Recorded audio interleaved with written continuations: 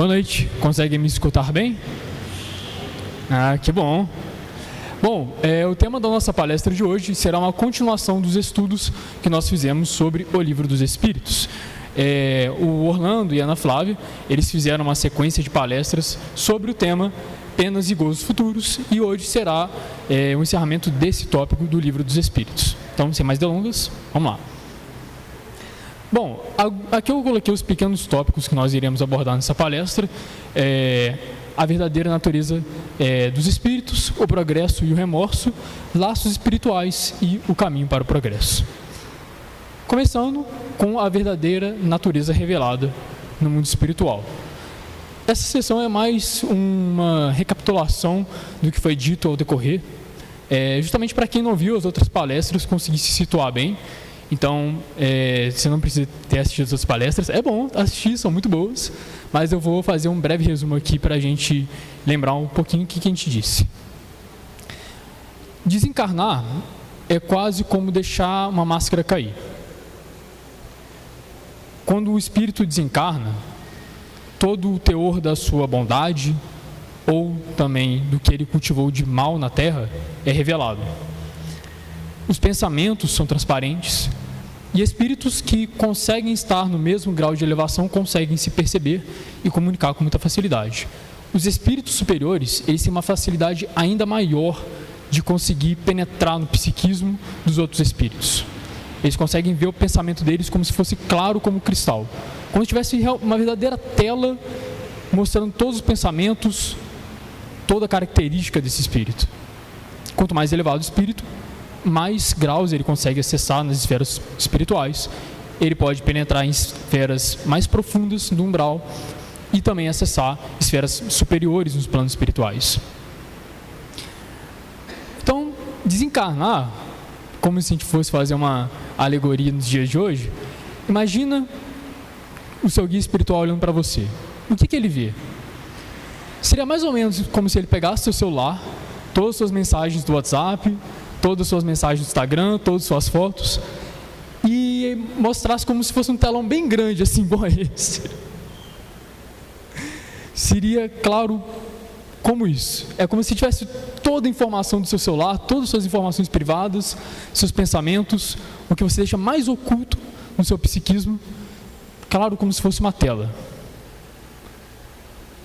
É muito comum a gente ver em palestras de espíritos, eles falam sobre telas mentais, são verdadeiras telas. Nos livros do André Luiz, ele até mostrou situações onde quadros são pintados com o pensamento. Então, no mundo espiritual, títulos, regalias, posturas falsas, pensamentos ocultos, não são mais tão ocultos.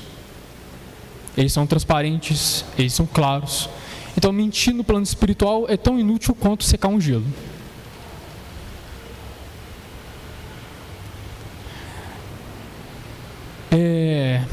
E muito por conta disso, porque o teor da nossa elevação, ou também do mal que nós cultivamos na Terra, é muito claro, é embaraçoso para nós, quando desencarnamos, vermos que todo o mal que nós fazemos pode ser divulgado. Nós ficamos constrangidos em enfrentar as pessoas que nós fizemos mal no plano espiritual.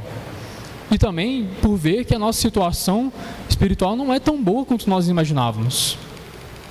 Isso pode causar um certo desconforto, natural, é claro. Mas qual o propósito disso? Por que essas coisas são reveladas, se tornam públicas? Justamente para mostrar a natureza dos bons espíritos, a resignação, a dedicação que eles tiveram na Terra ao bem, elevando aqueles que foram humilhados e mostrando a verdade para aqueles que humilhavam. Isso é eficiente para o nosso progresso, para o nosso entendimento, para a nossa elevação espiritual, por um bom motivo: o desenvolvimento da humildade. Quando a gente pensa em humildade, a gente pensa naquela pessoa que se acha a mais pequena de todas. A pessoa que acha que o último lugar da fila pertence a ela. A que não é digna de absolutamente nada. Isso não é humildade, isso é complexo de inferioridade. Humildade é você se enxergar do jeito que você é. É como nós dizemos, é cair em si mesmo. Se formos pegar exemplos de espíritos que caíram em si mesmos, a gente tem o próprio Francisco de Assis, que era um jovem como qualquer outro, que vivia a vida como os jovens dos dias de hoje, e sentia um grande vazio espiritual. Parecia que ele necessitava de algo que nada na terra sanava essa sede. E fez uma jornada de humildade, de autodescobrimento, de elevação espiritual. Foi um espírito que parecia que estava dormindo para a vida e acordou. Essa dedicação de Francisco de querer reparar os próprios erros, de querer se tornar uma pessoa melhor, se traduz muito bem na própria frase que ele deixou como legado. Comece fazendo o que é necessário, depois o que é possível, e de repente você estará fazendo o impossível. Parece que se tornar um espírito puro é impossível para nós, espíritos ainda muito imaturos. Mas é com cada pedra que se constrói um castelo. Um outro espírito que passou por um processo de transformação muito intensa foi Paulo de Tarso. O livro Paulo e Estevão mostra em detalhes todo o progresso, todas as dificuldades, todas as tribulações que Paulo enfrentou. Tem uma cena muito bonita no filme Paulo, Apóstolo de Cristo. É um filme bem interessante, ele até está disponível no YouTube para assistir, quem quiser.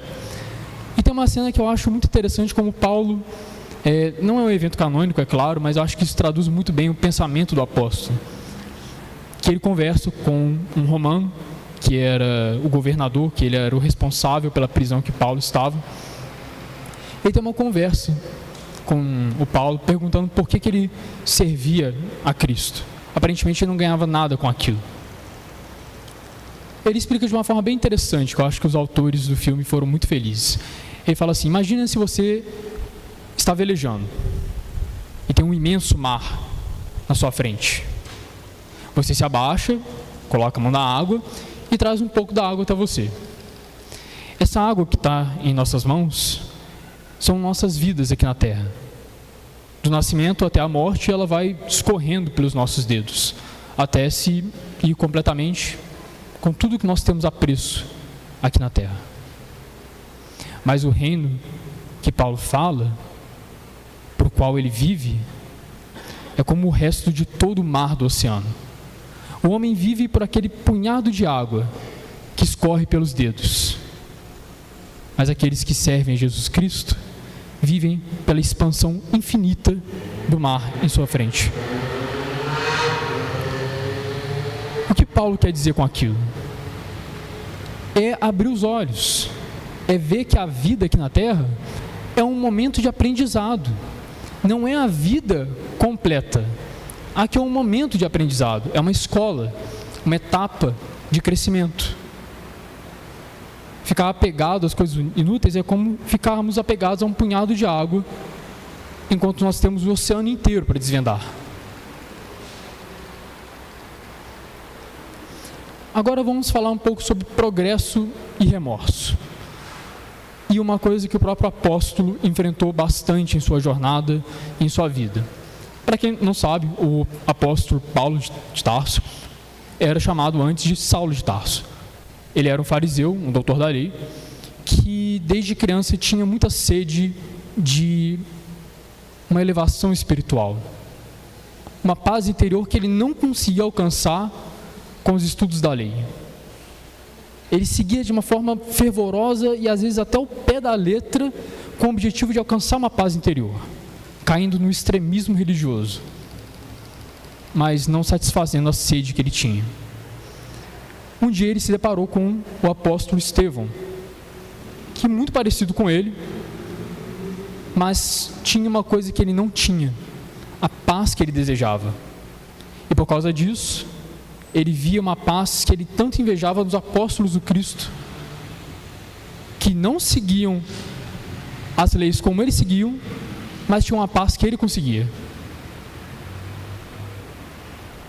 Então ele começou a perseguir, a prender e a executar todos aqueles que serviam Cristo, com o objetivo de alcançar a paz que ele tinha, que ele não tinha. E por causa disso, Paulo, um dia, por intervenção dos amigos espirituais, por intervenção do próprio Estevão, que foi executado por ele, o Cristo aparece para ele um dia nas portas da cidade de Damasco, mostrando que tudo que Paulo tinha feito estava errado. E ele começa um processo de transformação interior, começa um processo de dedicação ao cristianismo. E por causa disso, Paulo tinha um grande remorso dos erros que ele fez na vida. É natural, todos nós nos arrependemos de decisões que nós tomamos ao decorrer da nossa vida. Às vezes a gente faz uma coisa que a gente não gostou muito, e do nada vem aquele pensamento de uma coisa que faz a gente até ficar com vergonha de nós mesmos. Um arrependimento que parece que vai nos amassar por dentro. E Paulo tinha esse arrependimento muito grande por ter perseguido e matado aqueles que agora seriam seus companheiros de fé, que seriam perseguidos junto com ele, seriam perseguidos por causa de um movimento que ele iniciou. Todos os irmãos do caminho, os cristãos da época, falavam do Paulo como um grande monstro, e ele no mesmo cômodo não falando nada, com medo do que eles iriam achar se descobrissem que o Saulo de Tarso, que começou o movimento de perseguição contra eles, estava ali, do lado deles, agora servindo o mesmo mestre que eles servem. Não foi um processo fácil para o apóstolo, mas ele superou todas as tribulações, por intervenção dos amigos espirituais que falavam 4 palavras que ajudaram ele a enfrentar qualquer desafio que ele teve na estrada: trabalha, espera, ama e perdoa. Foram essas 4 palavras. Isso para ele bastou. Ele seguiu Jesus, lembrando dessas 4 regras simples, para todas as situações da vida. E a cada testemunho, a cada desafio, ele conquistava uma parte escura de si mesmo, conquistava a paz que ele tanto almejava desde a mocidade dele, se tornando o apóstolo que nós conhecemos no dia de hoje. Eu coloquei essa imagem de uma pessoa enfrentando o oceano, porque é muito comum a gente ver nas figuras do Espiritismo a água como símbolo da reencarnação. Nós mergulhamos na água e subimos de novo, um processo de melhoramento, como se nós estivéssemos mergulhando e ascendendo no oceano. Ficarmos presos ao arrependimento vai simplesmente travar nosso progresso. É desafiador. Ninguém falou que seria fácil. Mas um desafio de cada vez. Uma pedra de cada vez. Um dia de cada vez. Para os espíritos que se dedicaram ao bem, aqui na Terra, não encontrarão arrependimento, não encontrarão remorso.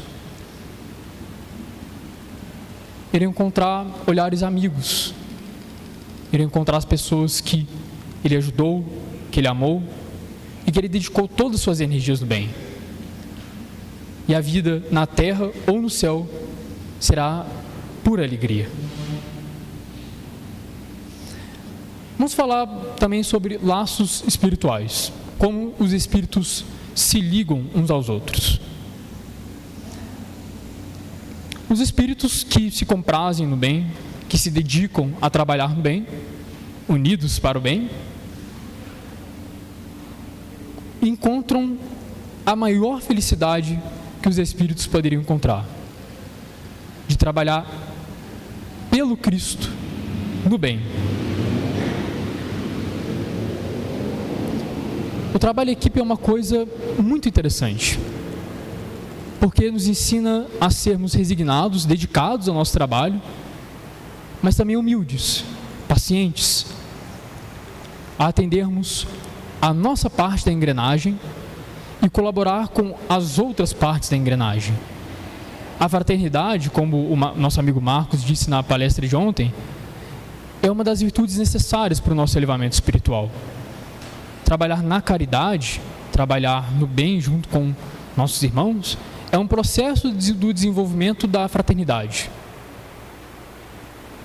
Trabalhar em equipe é uma virtude, é uma característica necessária para os espíritos que procuram se elevar, colaborar e se unir. Quando a gente pensa no Espiritismo e o tanto que ele nos revela sobre a vida espiritual, sobre a vida aqui na Terra, sobre os fenômenos paranormais, nós tendemos a achar que o Espiritismo tem a resposta para tudo e achar que o Espiritismo é o único movimento que é correto. Essa é a maior mentira de todas. O Espiritismo, sim, destrói o materialismo. O Espiritismo, sim, nos mostra as lições do Cristo de uma forma que nós conseguimos assimilar aos dias de hoje de uma forma mais prática. O Espiritismo, sim, mostra a vida espiritual de uma forma clara, de uma forma objetiva e mostra como, às vezes, através de exemplos de outros espíritos que se elevaram ou fracassaram, nós estamos, às vezes, repetindo os mesmos erros de muitas vidas passadas. O Espiritismo, sim, traz justificativa para as coisas justas e o que nós achamos que são injustas na vida, mostrando que a justiça de Deus é soberana sobre todas as coisas. Mas o Espiritismo não é o único caminho para o bem. Fazer o bem fora da caridade que não há salvação. O próprio Livro dos Espíritos tem um texto sobre isso, onde eles mesmos falam, não é fora do Espiritismo que não há salvação, não é fora das igrejas que não há salvação, porque a caridade, ela é universal, qualquer pessoa pode praticar, qualquer pessoa pode colaborar, independentemente da religião, da crença, da vida que leva. A caridade é o que nos leva à paz que tantos buscamos, e às vezes, buscando essa paz, que nós cometemos os maiores erros da nossa encarnação. Porque a gente fica dormindo. A gente não é desperto para a vida como nós combinamos com nossos guias espirituais. A encarnação terá desafios? Claro. Mas os guias espirituais colocam a carga necessária de desafios para nós suportarmos. Deus não coloca, repetindo até o que o próprio Livro dos Espíritos fala, Deus não coloca sobre os ombros do homem um peso que ele não consegue carregar.